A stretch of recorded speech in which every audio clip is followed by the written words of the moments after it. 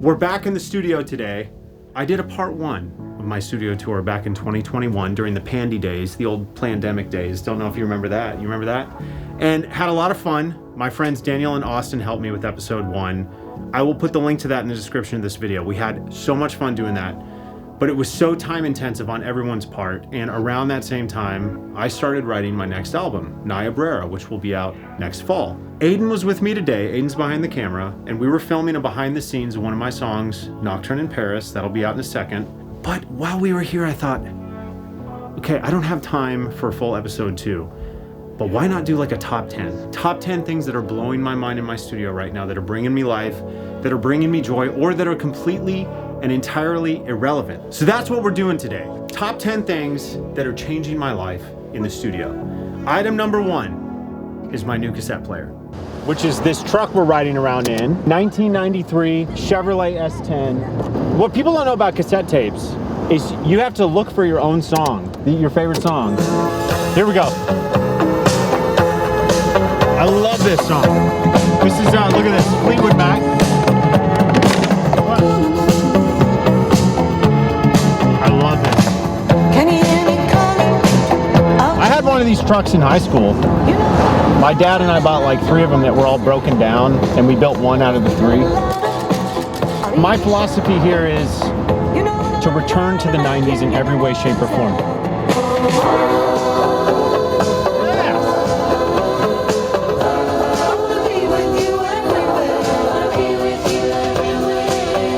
So, I like this truck because it's all lo-fi tech.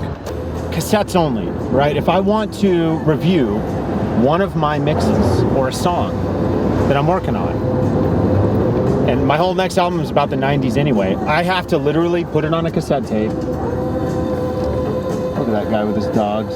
He's a prisoner to those 3 little dogs over there. He doesn't know it, but those dogs run his life. 4 of them, dear God.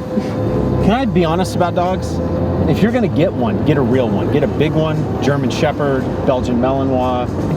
I like waving at other people in trucks. They don't get it, they don't wave back. But in the Midwest, when you wave at someone in a truck, they always wave back. Hello. I think he was mad that I did that. He was mad. But here's what's great about that. I was kind. He was angry, I was kind. It kind of balances out. That's the LA experience. I'm obsessed with how this thing looks. This is the original paint. I wash it every week. I'll do it again. That's what it sounds like when a door closes, right? A square body. It's simple. It's everything you need, nothing you don't. Extremely nice suspension and weight. I needed a return to analog. So this truck is probably the biggest improvement I've ever made in my life. My theory is I'll drive it until it gets stolen. Chevrolet, baby. He knows. Heartbeat of America, Chevrolet. Chevrolet.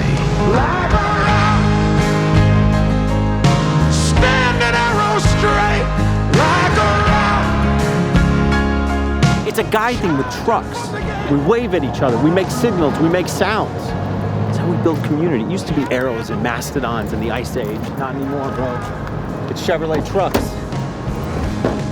Listen to this, when I put the key in, bro, I'm a musician. Sounds are everything to me. All right, thanks for checking out the S10 cassette player. Fleetwood Mac, I gotta go. See you guys back at the studio.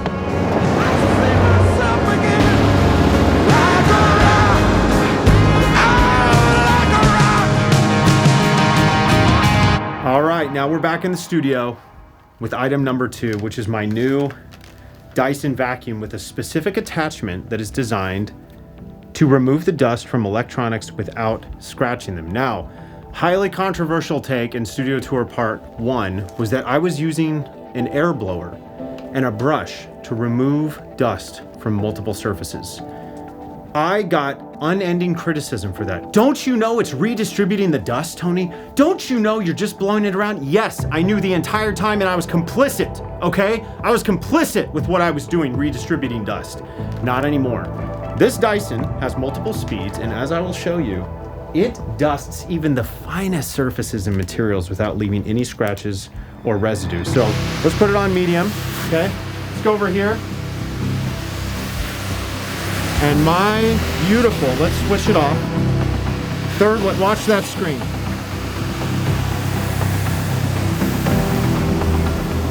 Unbelievable. Very little footprint. Carbon offset required here. And I'm gonna make one strategic sweep here through the keys. Just to get every piece of dust. For those of you who are as psychotic as I am. And watch. We're gonna get the keys. This is a big deal. Even the laptop.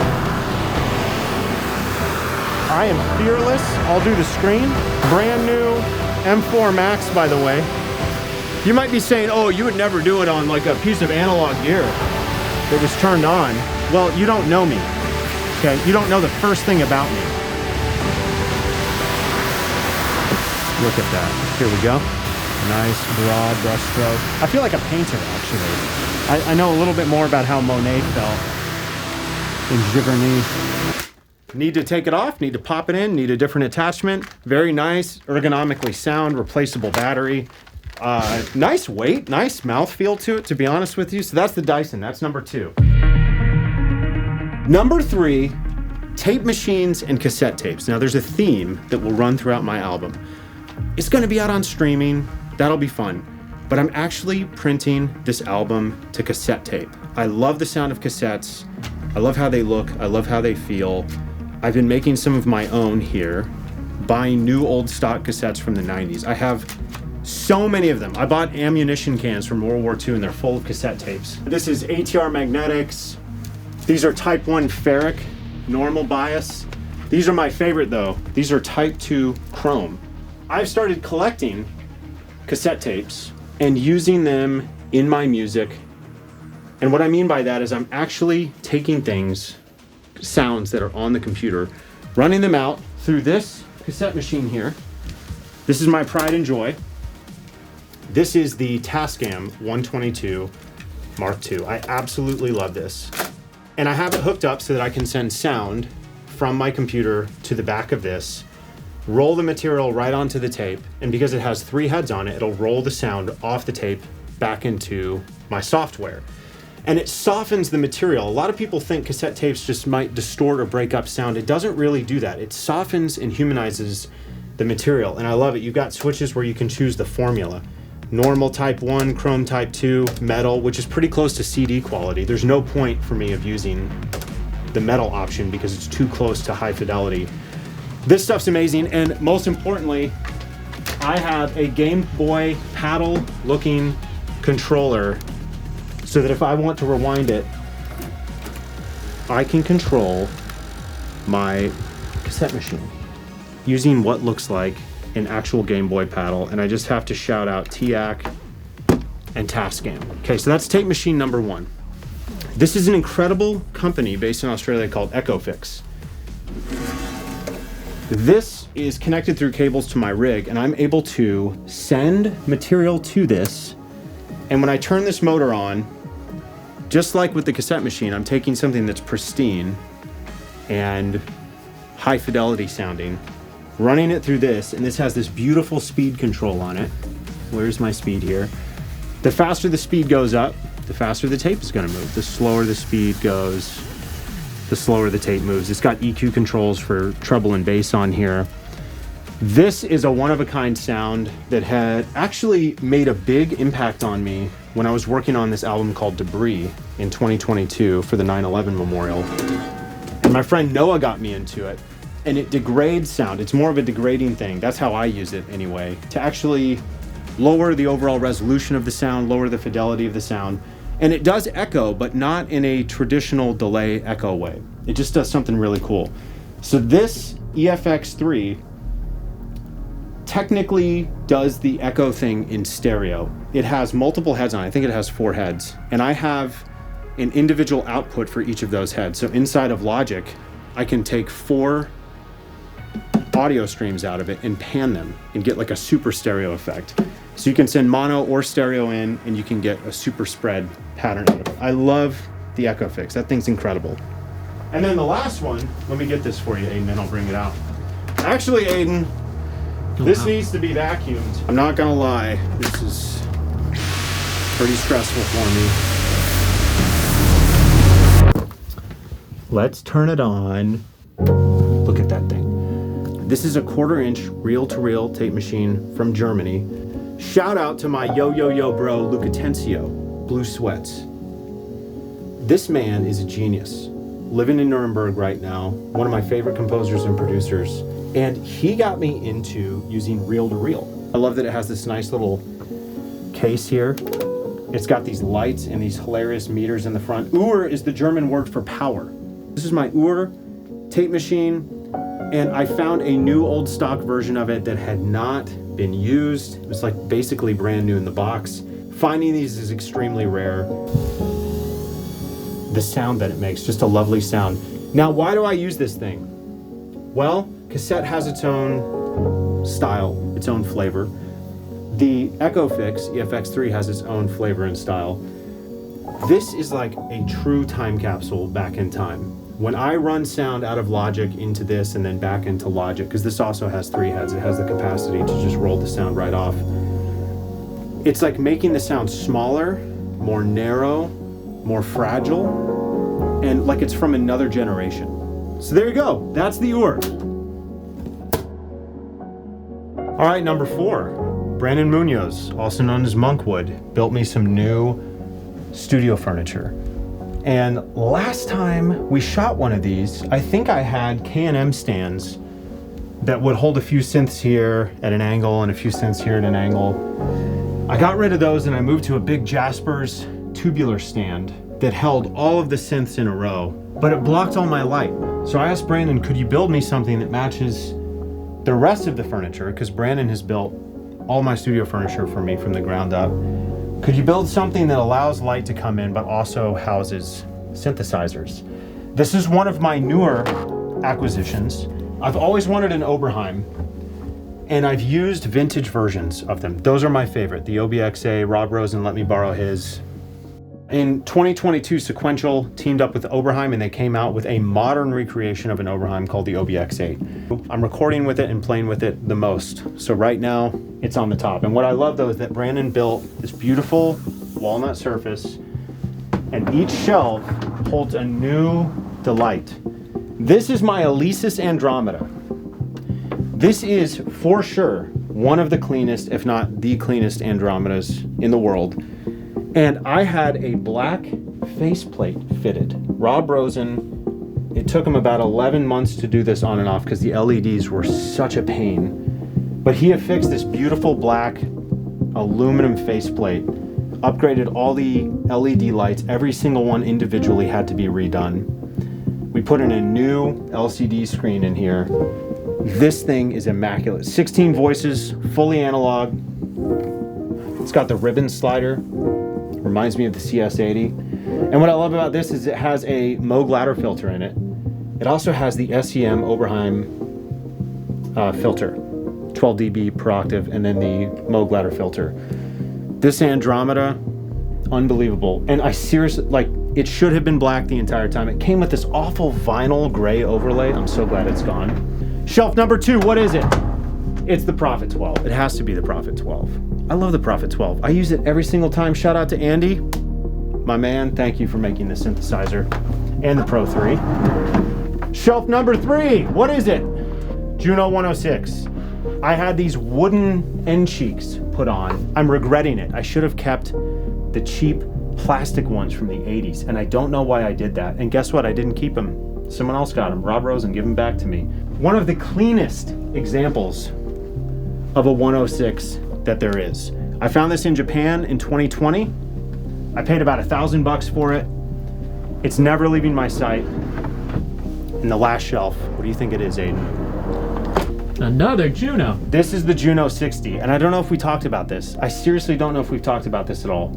Also, one of the cleanest examples of this synth on the planet. I found this north of LA by like an hour, also in 2020. My friend Zane was trying to get me into these old Roland instruments, and I was like, no, I'll just use the plugins. I found it.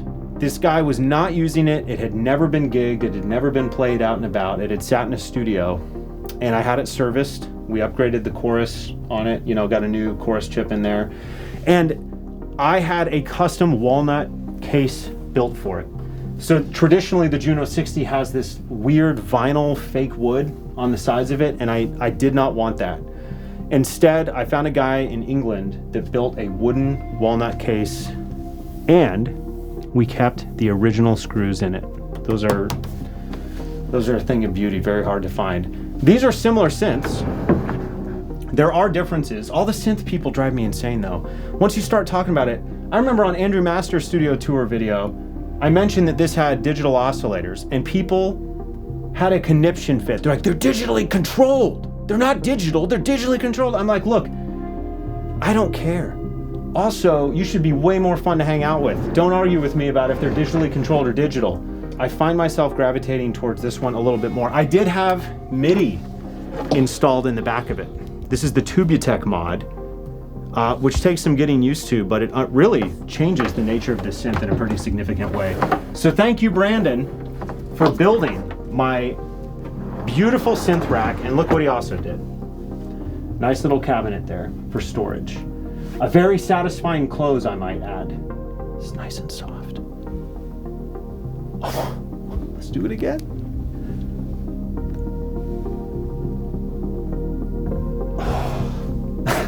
It's the little things, it's the little things.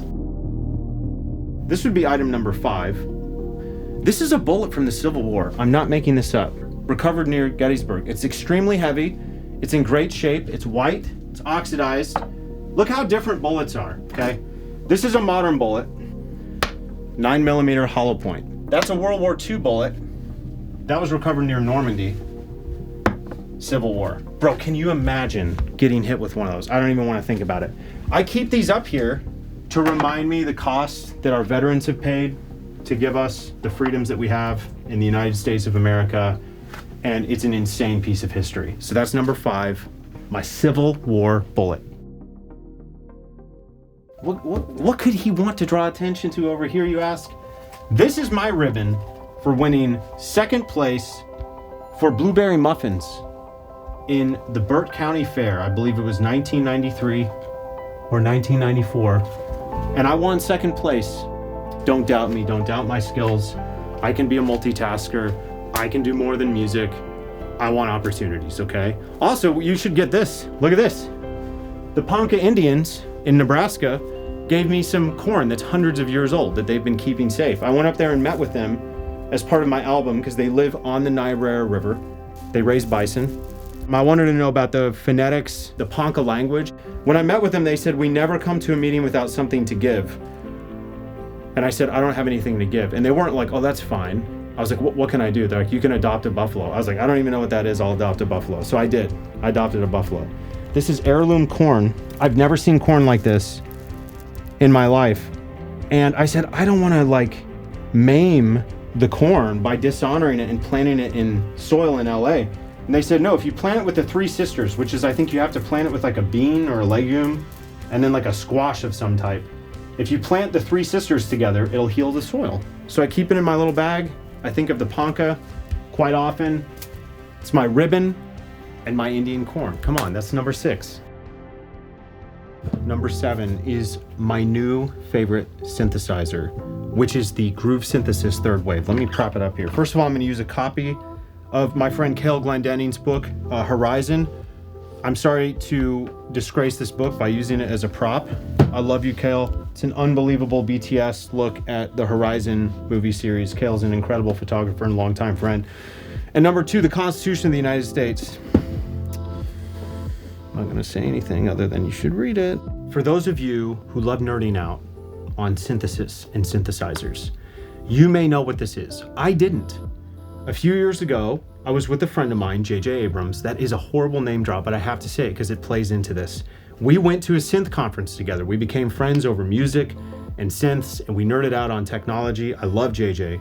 And apparently he had allowed them to model one of his old vintage synthesizers that fed into creating this. This is a modern reissue of an old synth called the PPG Wave. It uses wavetables to create the sounds. It's a totally different sound, and I'm not gonna play it now because you're gonna hear it all over the new album. Here's what makes this interesting. JJ got me into it, but my friend Miles Away, who runs an incredible YouTube channel, started making sounds, not just using the wavetables, but using virtual analog recreations of vintage synthesizers. That this does exceedingly well. I almost love the virtual analog component of this synth more than I love the wavetables, but it's also a sampler. So I actually just recorded my piano and dropped it in, and me and Miles Away are working on a multi-sample where I can play my piano across this keyboard and use all the controls and features and onboard effects, 24 voices. It's got 24 SSM Prophet 10 filters in it, Prophet 5, Prophet 10 filters in it. My favorite filter. It's also got the Oberheim filter on it, a digital recreation of it. But what I love so much about this is between the sound quality, the onboard effects, they've even got like an old Echoplex thing in here. They've got a feature called Circuit Drift that makes it sound like it's a little off kilter. This thing just gets me. And Miles Away's been building patches. He'll build one based on my piano, of course, but he's been building patches that the minute I hit a key, I'm off to the races and I'm writing a song. And this is super important for me. I don't want synths that I'm just getting endlessly lost in. I want synths that I can understand, that are quite intuitive, that help me make songs right out of the gate. And the Third Wave by Groove Synthesis is completely blowing my mind. Now, I get it. This is on the more expensive end. I love investing in legacy pieces in my studio. I love instruments that bring me a lot of joy. I love how this feels. I love the weight of it. It's an all metal enclosure. The color's crazy to me, but apparently Bob Coover, who designed this entire thing, wanted it to be the same color as his BMX bike from when he was growing up. So shout out to Bob Coover, love you. If you're going to buy instruments like this, make sure you're investing, this is my advice, make sure you're investing in companies that you love. These are small companies, their overhead is not what you think.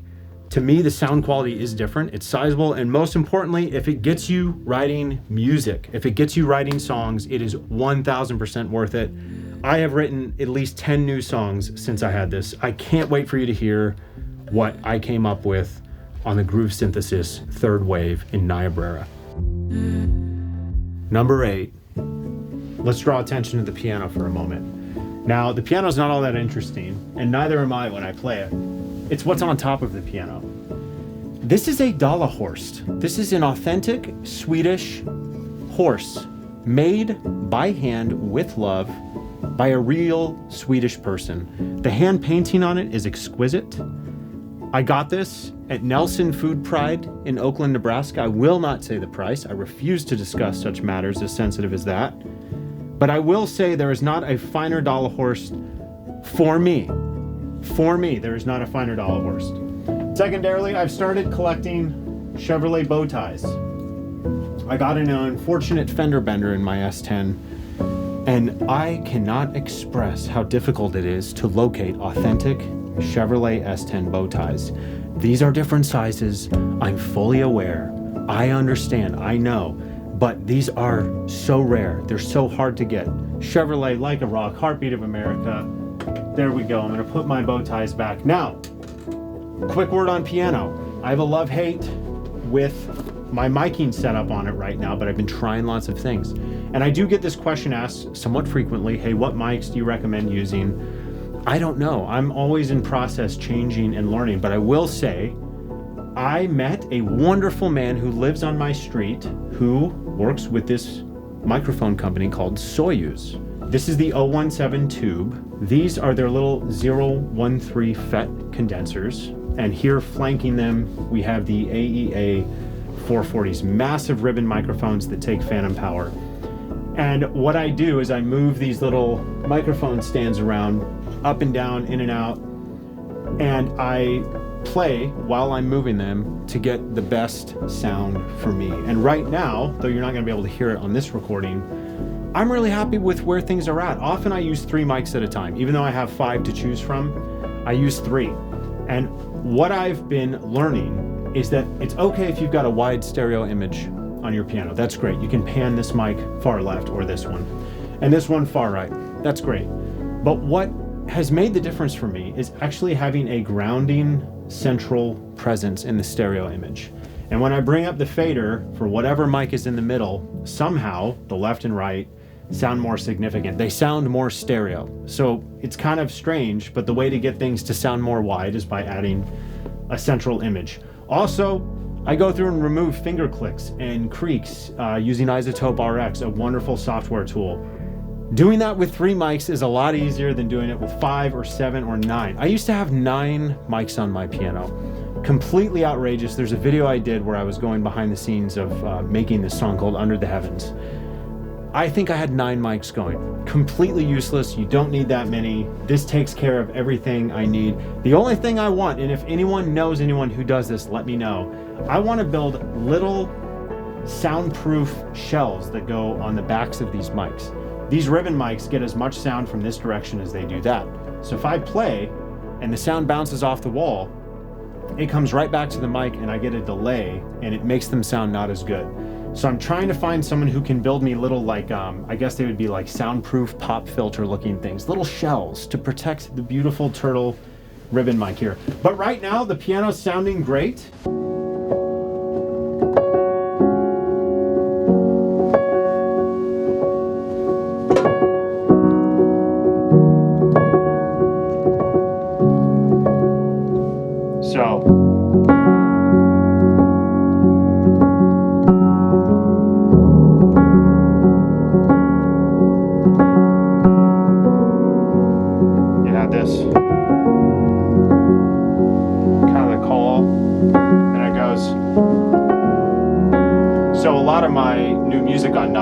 Is written in this.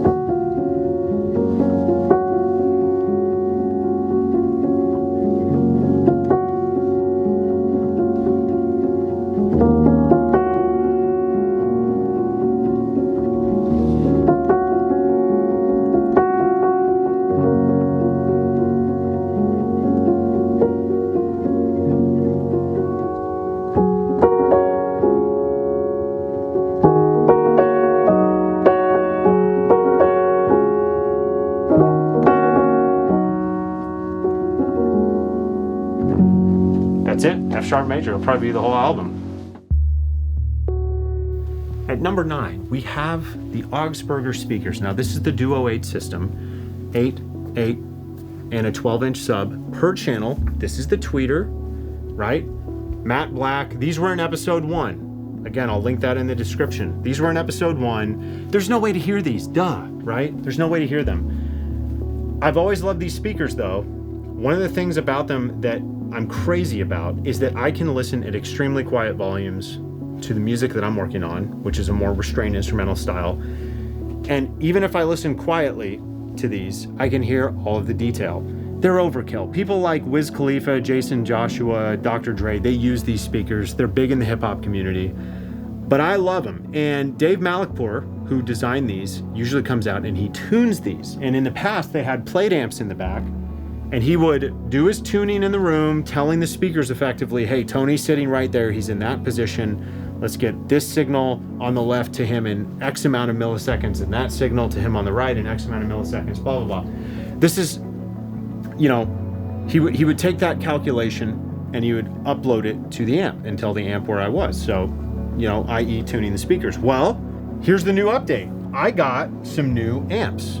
The plate amps are gone. They've been replaced with 3D amps. They now live in a rack mount. Each speaker has its own, and the power on these is absolutely immense.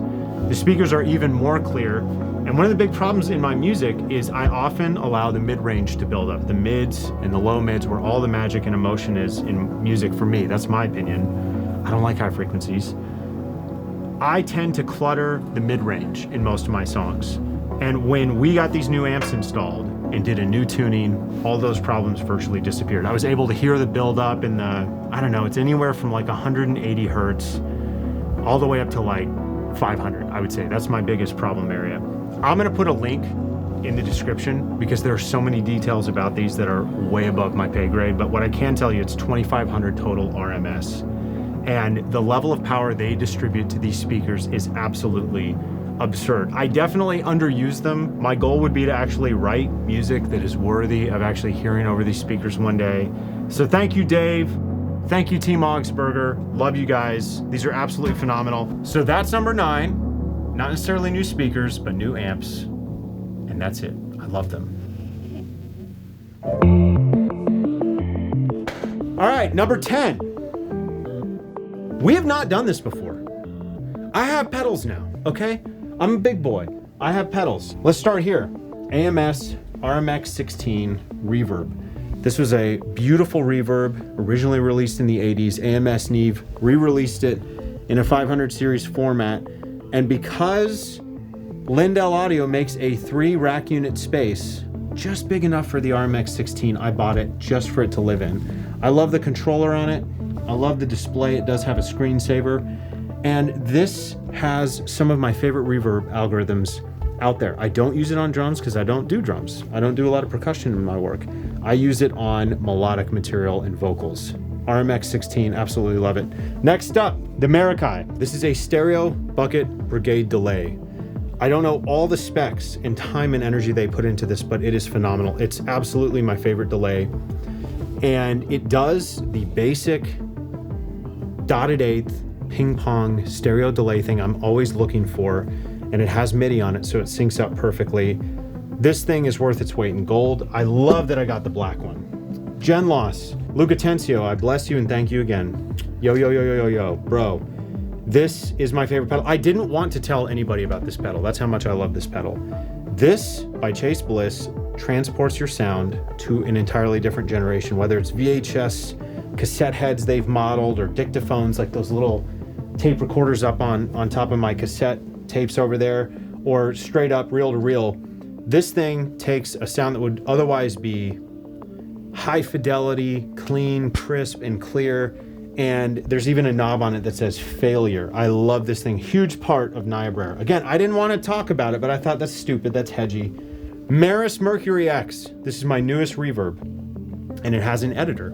This thing is extremely complex. It has some of the coolest algorithms and sounds and features of any reverb I've ever used, but it does require, in my opinion, a piece of software to really control it well. I've not had a chance to dig in. I've just plugged it in, scrolled through a few algorithms I like, and I gotta tell you, it's up there. My favorite reverb of all time is still the GFI Specular Tempest. I have 2 of them that are out of sight that I use all the time. One of them is connected to the Thermionic Culture Vulture here, and the other one is just sitting there chilling. Let's move over here. We've got the Slower by Walrus Audio. Again, love these guys at Walrus. This was one of the first reverbs I used that had a very easy EQ curve on it, meaning you could easily make this thing sharper or darker. I love that reverbs are going in this direction, and if you're making ambient music, hands down. Microcosm by Hologram Electronics. The Microcosm is a very powerful looper. Also has a lot of glitch tools on it. I mean, everyone knows this pedal. I think this pedal is like 1 billion years old at this point. I use it all the time. I love that I got the black one. This is crazy. If the Microcosm is ordered and structured and it's perfectly on grid and it's made to make stuff that's got movement and edge to it, this is the Soma Laboratories Cosmos. And I was at Perfect Circuit one day playing with this. This thing can't really sync up through MIDI. I think a new firmware update allows it to do so. This is made to help you drift into a deep sleep. You can feed some audio to it. I often play piano directly into it. And its ability to let sound move and shift and form over time while repeating, but not doing it in a sequential loop is really cool. It's a little more random. It's a little more out of control. I like that I never read the manual for it. I plugged it in. I started messing with it. I started moving these knobs around. I don't even think I used it the right way. Immediately wrote a song with it. Let me focus on this one. When I found out about this is the Mako reverb from Walrus Audio. I thought there's no way a reverb can sound good when it's in a format this small. Look how small this pedal is. I got it and plugged it in and had my mind blown. Currently, I'm not making this up, I think I like it better than the Maris Mercury X right now. It has technically less features, but I like that.